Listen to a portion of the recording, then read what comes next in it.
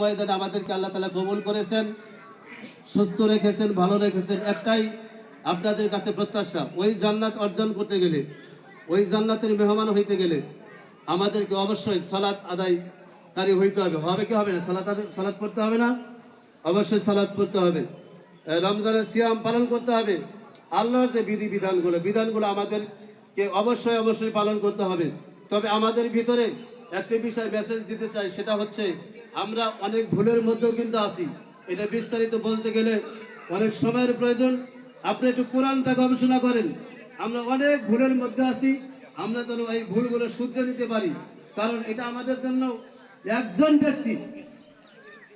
ব্যক্তি 1% জমি যদি ক্রয় করে কিনে, ওটা এতভাবে দেখে, ওর কাগজপত্র, মাঠ পর্সা, খতিয়ান, দলিল ঠিক আছে কিনা, পার্শ্ববর্তী লোকদের কাছে জিজ্ঞাসা করে জমিটা কে খায়, আসলে কি তার বাবার না তার, ইত্যাদি ইত্যাদি। মানুষ খোঁজ খবর রাখে কি রাখে না? আর যে আল্লাহ তাআলা এত বড় জান্নাত দিবে, একজন ব্যক্তিকে একটা জান্নাত দিলে 10টা পৃথিবীর সমতুল্য জান্নাত দিবে। সুবহানাল্লাহ। এত বড় জান্নাত যে আপনাকে দিবে, আপনি ওটার জন্য আপনি একটু খোঁজ খবর নেবেন না? এই জন্য কোরআন দিয়েছেন, হেদায়েত হিসাবে আমাদেরকে কোরআন দিয়েছেন, পাশাপাশি নবী রাসূল দিয়েছেন, পাশাপাশি এই কোরআনকে বোঝার জন্য অসংখ্য আলেমে দ্বীন দিয়েছেন। এই জন্য আমরা নিজে যদি কোরআন না বুঝি, তাদের কাছে বুঝতে যাব। হেলায় হেলায় জীবন পার করিয়েন না। এই সময় যখন চলে যাবে, এই সময় আর পাওয়া যাবে না। আমাদের লাইফ থেকে একটা সেকেন্ড যদি চলে যায়, এটাকে কোটি টাকা দিয়েও আর করা যাবে না।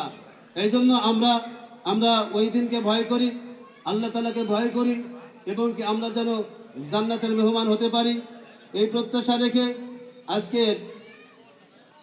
আজকে ঈদ উল ফিতরের সালাতের পূর্বের সংক্ষিপ্ত আলোচনা এখানে সমাপ্তি রাখলাম।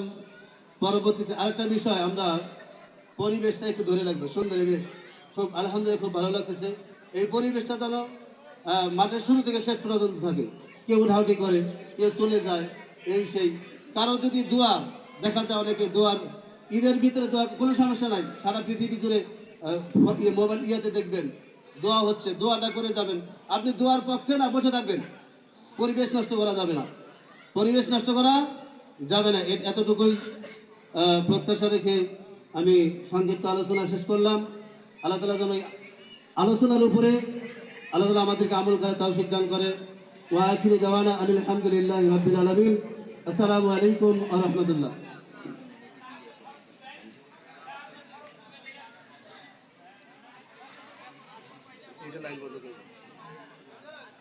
খন্ড খন্ড করো, খন্ড খন্ড খন্ড খন্ড